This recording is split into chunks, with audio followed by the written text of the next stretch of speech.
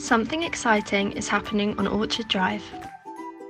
Hi, my name is Maddie and I want you to put this date in your diary, Saturday the 10th of July. From 10 o'clock to 1 o'clock, I'll be here with my family and my neighbours hosting our first ever tabletop summer sale. During lockdown, we really got to know each other and we thought, let's keep this up and do some good for our community in Canterbury. So we got in touch with the Peace Hospice and offered to do some fundraising, so it's all for a good cause. Come along and see what surprises we have on our block. There will be lots of amazing things to buy and try out, homemade cakes being one of the most important.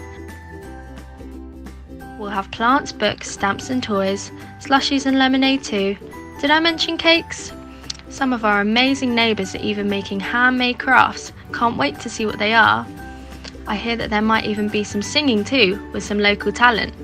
Come and enjoy the day with us. It's a great day out for our families and it's all happening on Orchard Drive. So pop the date in your digital diaries. We can't wait to see you, come rain or shine, on Saturday the 10th of July at 10 AM for our first ever tabletop summer sale. You never know what treasures you might pick up. See you soon!